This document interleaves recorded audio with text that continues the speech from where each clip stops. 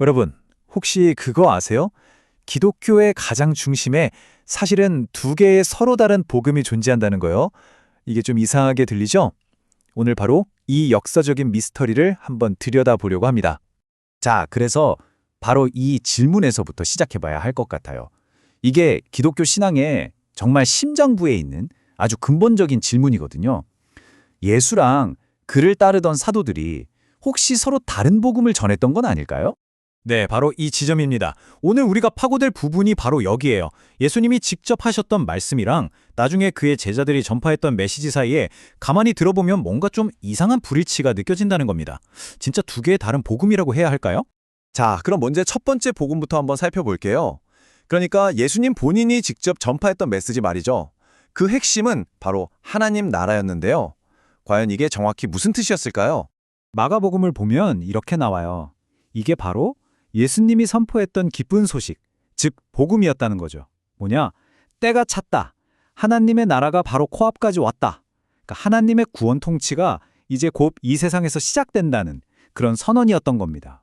그런데 말이죠. 좀 이상한 건 예수님이 돌아가시고 난 후에 바울 같은 사도들이 전파했던 복음은 내용이 좀 달랐다는 거예요. 교회를 세우는 기틀이 됐던 그들의 메시지는 과연 무엇에 대한 이야기였을까요? 자, 바로 이겁니다. 이 표를 보시면 우리가 지금 이야기하고 있는 미스터리의 핵심이 한눈에 딱 들어오죠. 보세요. 메시지의 초점이 다가오는 하나님 나라에서 갑자기 한 사람의 죽음과 부활로 아주 극적으로 확 바뀌어버린 걸 볼 수 있습니다.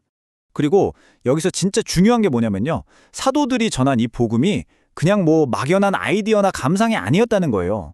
바울이 직접 한 말을 보면 알 수 있는데 이건 자기가 만들어낸 게 아니라 누군가에게 전해받아서 그대로 전달하는 거라고 했거든요. 아주 명확한 일종의 공식 같은 거였죠. 그 공식이라는 게 바로 이 네 가지 단계로 딱 정리가 됩니다. 첫째, 그리스도가 우리 죄를 위해 죽었다는 것. 둘째, 그리고 실제로 장사 지내졌다는 것. 이건 죽음을 확인하는 거죠. 셋째, 사흘 만에 다시 살아났다는 것. 이게 부활이고요.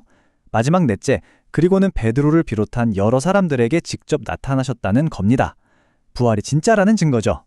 이게 그냥 몇몇 사람만 몰래 겪은 무슨 신비 체험 같은 게 아니었다는 점을 바울이 엄청나게 강조해요. 특히 마지막 단계, 그러니까 부활한 예수가 사람들한테 나타난 이 사건은요. 베드로나 12제자는 물론이고 심지어 한 번에 500명이 넘는 사람들 앞에 나타난 아주 공개적인 사건이었다는 거죠. 그래서 당시 초대 교회 사람들한테 복음, 즉 유앙겔리온이라는 이 단어는요. 그냥 좋은 소식 정도의 뜻이 아니었어요. 뭐 로마 황제가 전쟁에서 이겼다. 이런 것도 다 유앙겔리온이었지만 그런 것과는 비교도 안 되는 이 세상의 모든 다른 기쁜 소식을 압도하는 단 하나의 진짜 기쁜 소식이었던 거죠.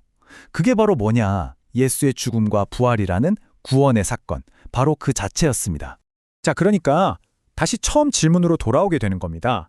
아니, 예수님은 분명 하나님 나라가 온다고 하셨는데 왜 갑자기 사도들은 그리스도의 죽음과 부활 이야기만 하는 걸까요? 왜 이 복음의 초점이 이렇게나 극적으로 확 바뀌어버린 걸까요? 이게 진짜 미스터리죠. 아주 간단하게 요약하면 이렇습니다. 메시지를 선포하던 사람이 어느 순간 그 메시지 자체, 즉 선포의 대상이 되어버린 거죠. 바로 이 지점에서 굉장히 도발적인, 어쩌면 좀 위험한 질문까지 나오게 되는 거예요.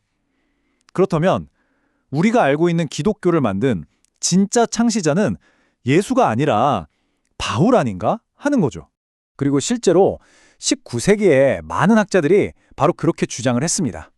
바울이라는 사람이 역사적 예수와는 별 상관도 없는 새로운 종교를 아예 창조해버렸다는 거예요. 주변에 있던 그리스 신화 같은 데서 영감을 받아서 죽었다가 살아나는 구원자 이야기를 만들어냈다는 거죠. 하지만 우리가 오늘 보고 있는 이 자료에서는 그 주장이 비역사적이라고 딱 잘라 말합니다. 말이 안 된다는 거죠. 왜냐? 아까도 봤지만 바울이 전한 복음의 핵심 내용은 자기가 지어낸 이야기가 아니었거든요. 그건 예루살렘에 있던 베드로 같은 원래 사도들로부터 자기가 직접 전해받은 전통이었다고 분명히 밝혔기 때문입니다. 자, 그럼 다시 원점이네요. 바울이 이걸 만들어낸 게 아니라면 대체 이 두 개, 그러니까 예수의 왕국 복음과 사도들의 그리스도 복음은 어떻게 연결되는 걸까요? 도대체 이 둘 사이에는 어떤 연결고리가 숨어 있는 걸까요? 이 자료가 제시하는 해답은 이렇습니다. 이 두 메시지를 서로 다른 별개의 것으로 떼어놓고 보니까 문제가 생긴다는 거예요. 그렇게 볼 게 아니라 오히려 사도들이 전했던 그리스도에 대한 복음이 사실은 예수님이 선포했던 바로 그 하나님 나라 복음의 필연적인, 어쩌면 유일한 결론이었다고 봐야 한다는 거죠. 결국 우리는 마지막으로 이 거대한 질문 앞에 서게 됩니다. 도대체 어떻게 이제 곧 왕국이 온다는 이 메시지가 정작 그 메시지를 전하던 왕 자신이 십자가에 못 박혀 죽고 부활하는 사건으로 완성될 수 있었던 걸까요? 어쩌면 바로 이 이해할 수 없는 역설과도 같은 미스터리 속에 우리가 아는 기독교의 가장 깊은 비밀이 숨겨져 있는 건 아닐까요?